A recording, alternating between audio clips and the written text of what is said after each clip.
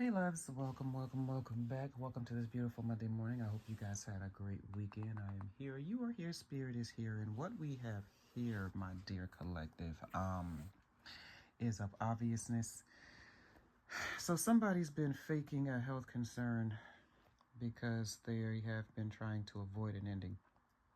Um, Clearly they saw this coming. Nothing else is working. So now they have to feign illness. Whoever's in this energy, I hate to tell you, honey, but the jig is up because people are talking, they're seeing things are not adding up, and this has or soon will be exposed in the very near future. Now, that being said, collective, I don't mean to villainize anyone here because there obviously is a problem. I just don't think it's health related. I don't think it's physical. I think it's more so psychological. This is definitely attention seeking behavior. This person to me feels like they clearly have a fractured sense of self-worth. They're afraid, quite possibly abandonment issues, okay? And obviously nothing else is working, okay? So I feel like this is a last-ditch effort to keep things status quo, to keep the attention on them, because this feels like, to me, I mean, a part of it could be some sort of emotional need is being fulfilled. Collective, this is what happens when we build relationships based on attachment. We have been seeing this all weekend, all week, okay? And I've been telling you guys, relationships like this never sustain themselves, okay? Because the foundation has been cracked or fractured from day one. Now, this is obviously, to me, it feels like to me this is not how this started, okay? This is just how this is being drug out. Now, there is a deeper issue here, and that is, you guys, that there is a deeper issue here, okay?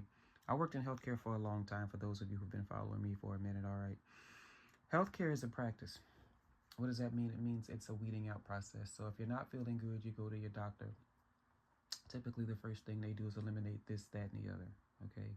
And when they do that, that actually allows your doctor to zero in and focus on what the real issue is, okay? So we can go ahead and treat that thing and get that cleared up, right? So I think that's what we have here. Like I said, this doesn't feel physical, okay? It feels psychological.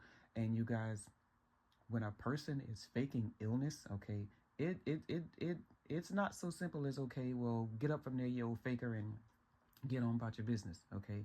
Now it becomes, okay, all right, now we see that you're faking, but why? Why? Why are you faking? Okay, what kind of quality of life can you have, honey, when you are faking illness?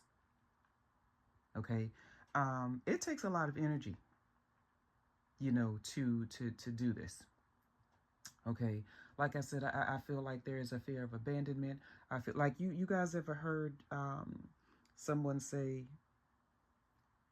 sometimes people benefit better from being broken, from staying broken, okay, because they get attention.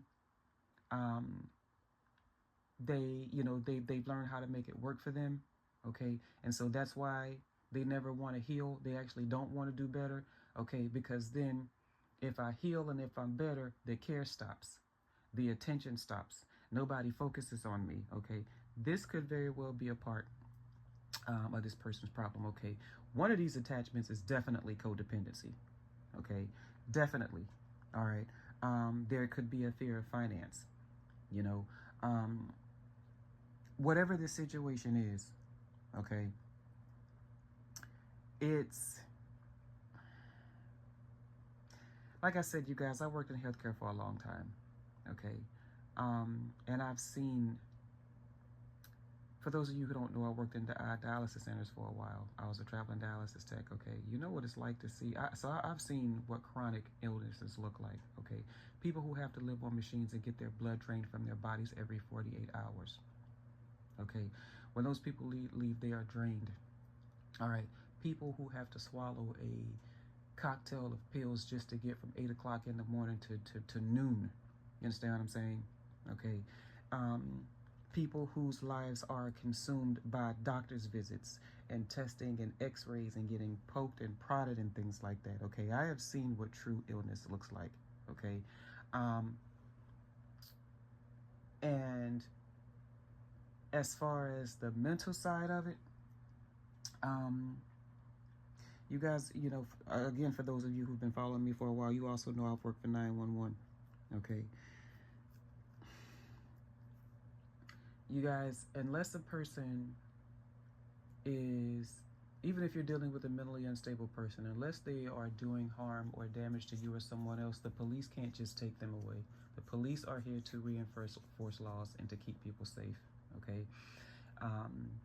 And so if you are dealing with a loved one who has mental issues, and I'm sorry, especially in this state, because South Carolina's mental health laws suck.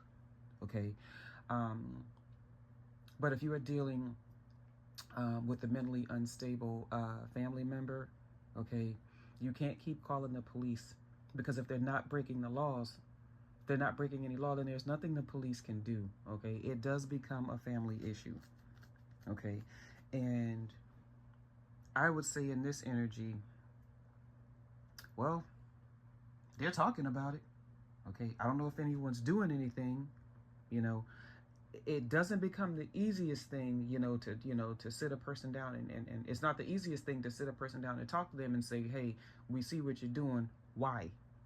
Knock it off. Because like I said, you've whoever's in this community energy, okay, you congratulations and congratulate yourselves, because you all just work like the doctor. Okay, you've eliminated the issue, you've eliminated one issue, okay, but now you see what the real issue is. Okay, and like I said, there is indeed an issue here. All right, because honey, faking illness takes a lot of work. That's a lot of energy. But either way, I'm gonna go ahead and put a pin in that, and slide on out. Anybody want to talk, you know what to do. Bless your hearts. I love you. Bye.